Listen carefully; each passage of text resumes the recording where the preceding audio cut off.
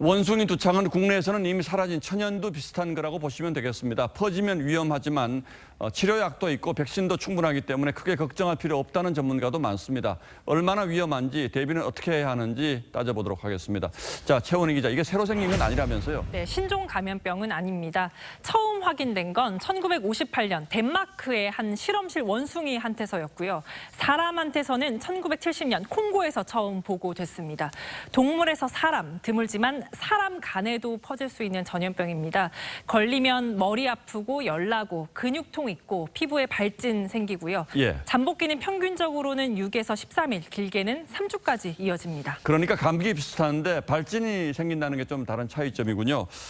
코로나와 비교하면 치명률, 전파력은 어떻습니까? 전파력은 낮습니다. 5월 한 달간 감염 또는 의심 사례 250여 건만 발견됐습니다. 하지만 치명률은 높은 편입니다. 코로나 초창기 치명률과 비슷한 3에서 6%로 알려져 있습니다. 그런데 이게 수십 년 동안 잠잠하다가 왜 갑자기 세계로 번진다는 거죠? 아직 파악 중입니다. 나이지리아에 방문했던 영국인이 최초 확진되긴 했지만 WHO는 보고된 사례들과 풍토병 국가 여행 사이에 명확한 연관성이 없다고 밝혔습니다. 통상적으로는 설치류 등 야생동물을 직접 접촉하는 경우나 사람의 체액 등을 통해 감염될 수 있습니다.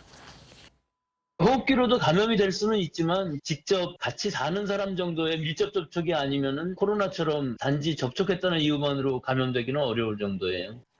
이번 감염 사례들을 보면 젊은 남성이 많고 성소수자도 있지만 특정 성 접촉이 원인은 아니라는 게 전문가들의 의견입니다. 코로나는 치료제나 백신이 없는 전혀 새로운 감염병이어서 고생을 우리가 많이 했는데 이건 어떻습니까? 사람 두창용 치료제와 백신이 모두 있고요. 원숭이 두창에도 쓸 수 있습니다. 우리나라는 1979년 이후 두창 백신 접종을 안 하고 있고 생물 테러 등에 대비해서 약 3,500만 명분을 쌓아두고 있는데요. 당장 사용이 필요한 단계는 아니라는 게 정부의 판단입니다.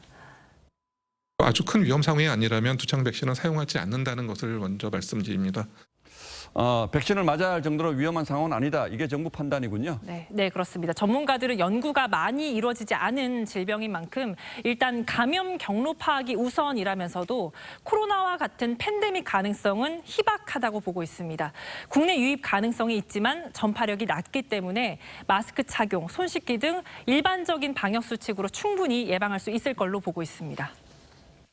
감염된 원숭이를 데려와가지고 애완동물로 키우다가 걸릴 수 있는 거죠. 원숭이 두창이 발생한 국가들이 이 지역에 여행하는 국민들한테 주의를 우리가 코로나 때문에 많이 놀라서 그렇긴 합니다만 어느 나라에 얼마나 퍼졌는지 정확한 정보만 제공하면 크게 걱정할 일은 아니다. 이렇게 봐도 되겠군요. 최원희 기자 잘 들었습니다.